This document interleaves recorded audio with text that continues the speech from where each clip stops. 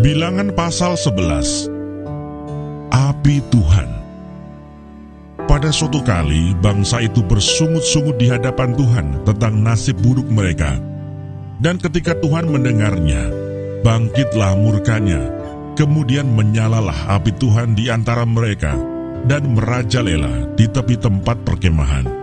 Lalu berteriaklah bangsa itu kepada Musa, dan Musa berdoa kepada Tuhan.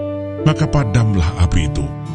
Sebab itu orang menamai tempat itu Tabera, karena telah menyala api Tuhan di antara mereka. Tuhan berjanji memberi daging. Orang-orang bajingan yang ada di antara mereka kemasukan nafsu rakus, dan orang Israel pun menangislah pula serta berkata, "Siapakah yang akan memberi kita makan daging? Kita teringat kepada ikan yang kita makan di Mesir dengan tidak bayar apa-apa, kepada mentimun dan semangka, bawang prei, bawang merah dan bawang putih. Tetapi sekarang kita kurus kering, tidak ada sesuatu apapun, kecuali mana ini saja yang kita lihat. Adapun mana itu seperti ketumbar, dan kelihatannya seperti damar bedolah." Bangsa itu berlari kian kemari untuk memungutnya, lalu menggilingnya dengan batu kilangan atau menumbuknya dalam lumpang. Mereka memasaknya dalam periuk dan membuatnya menjadi roti bundar. Rasanya seperti rasa panganan yang digoreng. Dan apabila embun turun di tempat perkemahan pada waktu malam, maka turunlah juga mana di situ. Ketika Musa mendengar bangsa itu, yaitu orang-orang dari setiap kaum, menangis di depan pintu kemahnya, bangkitlah murka Tuhan dengan sangat, dan hal itu dipandang jahat oleh Musa. Lalu berkatalah Musa kepada Tuhan, "Mengapa kau perlakukan hamba-Mu ini dengan buruk? Dan mengapa aku tidak mendapat kasih karunia di mata-Mu, sehingga Engkau membebankan kepadaku tanggung jawab atas seluruh bangsa ini? Akulah yang mengandung seluruh bangsa ini, atau akulah yang melahirkannya, sehingga Engkau berkata kepadaku, pangkulah dia seperti pak pengasuh memangku anak yang menyusu.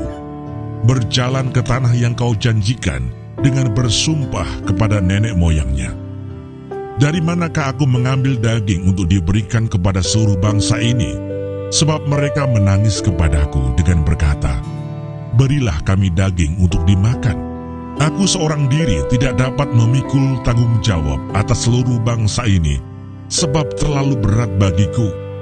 Jika Engkau berlaku demikian kepadaku, sebaiknya Engkau membunuh aku saja, jika aku mendapat kasih karunia di mata-Mu, supaya aku tidak harus melihat celakaku." Lalu berfirmanlah Tuhan kepada Musa, "Kumpulkanlah di hadapanku dari antara para tua-tua Israel 70 orang, yang kau ketahui menjadi tua-tua bangsa dan pengatur pasukannya. Kemudian bawalah mereka ke kemah pertemuan, supaya mereka berdiri di sana bersama-sama dengan engkau. Maka aku akan turun dan berbicara dengan engkau di sana. Lalu sebagian dari roh yang hingga padamu itu akan kuambil dan kutaruh atas mereka. Maka mereka bersama-sama dengan engkau akan memikul tanggung jawab atas bangsa itu. Jadi tidak usah lagi engkau seorang diri memikulnya. Tetapi kepada bangsa itu haruslah kau katakan, kuduskanlah dirimu untuk besok. Maka kamu akan makan daging, sebab kamu telah menangis di hadapan Tuhan dengan berkata, siapakah yang akan memberi kami makan daging? Begitu baik keadaan kita di Mesir, bukan? Tuhan akan memberi kamu daging untuk dimakan. Bukan hanya 1 hari kamu akan memakannya, bukan 2 hari, bukan 5 hari, bukan 10 hari, bukan 20 hari, tetapi genap sebulan lamanya, sampai keluar dari dalam hidungmu dan sampai kamu muak, karena kamu telah menolak Tuhan yang ada di tengah-tengah kamu, dan menangis di hadapannya dengan berkata, untuk apakah kita keluar dari Mesir? Tetapi kata Musa, bangsa yang ada bersama aku ini berjumlah 600.000 orang berjalan kaki. Namun engkau berfirman, daging akan kuberikan kepada mereka, dan genap sebulan lamanya mereka akan memakannya. Dapatkah sekian banyak kambing domba dan lembu sapi disembelih bagi mereka, sehingga mereka mendapat cukup? Atau dapatkah ditangkap segala ikan di laut bagi mereka, sehingga mereka mendapat cukup? Tetapi Tuhan menjawab Musa, masakan kuasa Tuhan akan kurang untuk melakukan itu? Sekarang engkau akan melihat apakah firman-Ku terjadi kepadamu atau tidak. Ke-70 orang tua-tua. Setelah Musa datang keluar, disampaikannya firman Tuhan itu kepada bangsa itu. Ia mengumpulkan 70 orang dari para tua-tua bangsa itu dan menyuruh mereka berdiri di sekeliling kemah. Lalu turunlah Tuhan dalam awan dan berbicara kepada Musa. Kemudian diambilnya sebagian dari roh yang hinggap padanya dan ditaruhnya atas ke-70 tua-tua itu. Ketika roh itu hinggap pada mereka, kepenuhanlah mereka seperti nabi. Tetapi sesudah itu tidak lagi. Masih ada 2 orang tinggal di tempat perkemahan. Yang seorang bernama Eldad, yang lain bernama Medad. Ketika roh itu hinggap pada mereka, mereka itu termasuk orang-orang yang dicatat, tetapi tidak turut pergi ke kemah. Maka kepenuhanlah mereka seperti nabi di tempat perkemahan. Lalu berlarilah seorang muda memberitahukan kepada Musa, Eldad dan Medad kepenuhan seperti nabi di tempat perkemahan. Maka menjawablah Yosua bin Nun, yang sejak mudanya menjadi abdi Musa, Tuanku Musa, cegahlah mereka.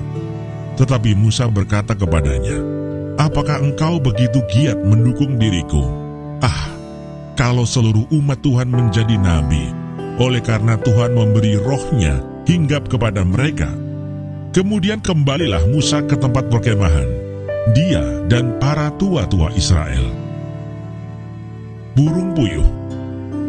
Lalu bertiuplah angin yang dari Tuhan asalnya.